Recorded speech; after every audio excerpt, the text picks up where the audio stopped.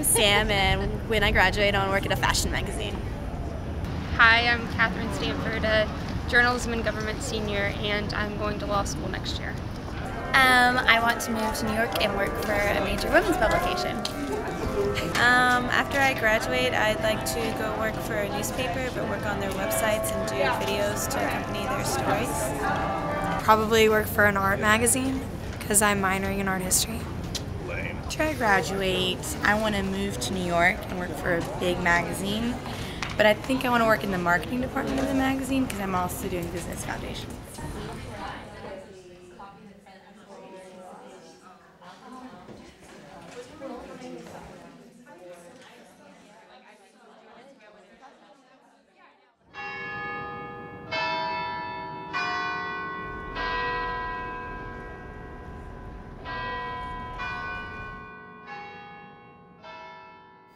When you go to journalism schools, females tend to outnumber males. I believe it's almost 2 to 1 now. There are maybe 1 female for every 2 males or 2 females for every 3 males in the teaching ranks. Oddly enough, in, say, newspaper newsrooms, you will see that that is changing because women are increasing their numbers in the lower levels.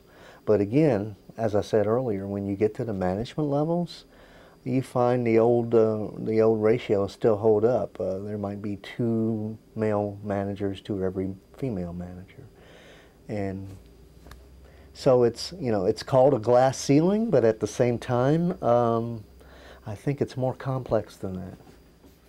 The problem is, it just seems like time and time again, men dominate as managers, whereas the newsroom is full of females. They're just not moving up, and whether or not they're applying for it, that may be an issue. Maybe women aren't going for those jobs, but it just seems to me, with so many females in the newsroom, why shouldn't there be more females in management positions? And, you know, maybe it's the men just trying to hold on to that power they have, because so many times the men are the general managers. The general manager hires the news director hires the producers, and it goes on down the line. But when you're at the very top, it's men who are hiring the next level. So I don't know if that's discrimination, but I mean, it could not be, or maybe they're just, like I said, women aren't applying for those jobs. I have considered journalism jobs like Austin 360, because I've been working for them, the Statesman, and things like that. But I found that the job market is just really tough right now to get in, so it's kind of hard. So I'm trying to look at more other options like PR and marketing and things like that. If you would drill down further into UT journalism undergrads, you would find that many of those women are going into public relations jobs and not into newsrooms, whether it would be broadcast newsrooms, print newsrooms, or online publications. Well, I think there are many factors that motivate students in different career directions. Money is one, lifestyle is another, regular schedules, 9-to-5 jobs, newspapers are anything but places to get rich quick or to have regular schedules. You work nights, you work holidays, you work weekends, you work whenever the story happens. And that's not the way it is with public relations or corporate communications. I think those are boring jobs.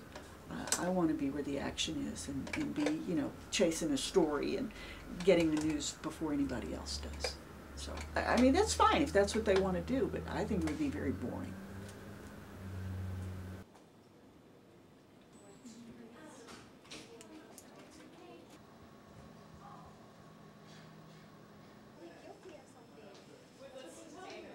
I'm like the least stable person you could ever meet in your life, so I think I kind know of it seek early on. instability. Yeah. There's something about it that's a little more exciting. That but wild I'll get over going that. all over the place, yeah. And then I'll go to some town that I'm happy, or city that I'm happy, and like cover the school board Yeah, or something, yeah. you know, like, you know, get some job that, I mean, I guess in that case you could look at it as like, you know, I really would like to travel a lot. You know, my kind of aspirations, be a foreign correspondent or something like that, which you definitely cannot start a family if you're doing something like that. So if you do think about it, is that discrimination if you kind of have to demote yourself to make other priorities?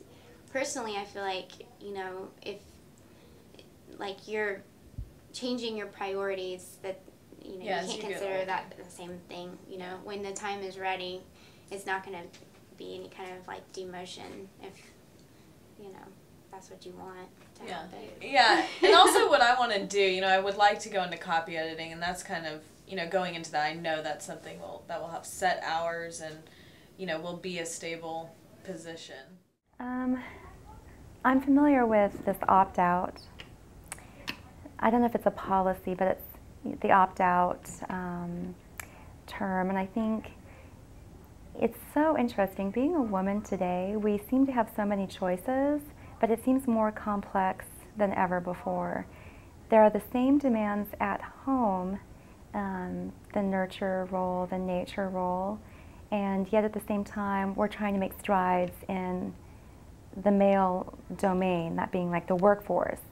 And for me individually, it becomes a really interesting question. Will I, when the time comes and have children, will I be able to straddle both worlds and give all the attention I need to both? I don't know that I'll be able to successfully do that. And I think that now the question is, of the people who don't go into journalism, are there a disproportionate percentage of women who don't go into journalism? And the answer is obviously yes, from the statistics you just offered. In other words, if you extrapolate from those two numbers, the assumption is that a greater percentage of women who are journalism majors are not going into journalism. Okay, the question is why? There's a lot of possible reasons, just if I were to speculate. One is that newsrooms, despite the fact there are a lot of women in newsrooms and the culture is changing, are still reasonably kind of macho influenced places. That is, you go into a newsroom, highly competitive, a lot of posturing, a lot of jockeying. In other words, it's like a lot of corporate enterprises, which is not terribly humane. And it may be that women find that, you know, just distasteful. Could be, I don't know. The other obvious point is that journalism is a relatively demanding job in terms of time. And if we live in a culture where the burdens of family life are still disproportionately placed on women, even when you have two working people in a relationship. So if you have a traditional heterosexual couple, one man, one woman, they're both career, professional-oriented people. This is the phenomenon known as the second shift. Both do a shift at work, and then women do a second shift when they come home and are disproportionately responsible for family and housework. Well, that's still to a large degree true. And if that's true, then women are going to, you know, quote unquote, naturally look for careers that are more flexible in terms of time. And journalism is notoriously not flexible in terms of time. We're in a real interesting place right now, I think. Just women in general in our country, I think we're in a really interesting place. And it'll be interesting to see what happens with y'all's generation. Because, you know, you all are benefiting, I benefited from women who are just a little bit before me, you know. But you guys have opportunities that, you know, 30 years ago it would have been impossible. So let's see how y'all deal with the family issue, and make it something that you shouldn't have to choose between having a family and having a career. You know, there should be some built-in mechanism so that we can enjoy both. And gosh, I think about kind of it's really a loss of. I look at these women who stepped out of the workplace so that they could raise their kids, and they're gifted teachers, and they're really, really smart, and they're not living up to their full potential.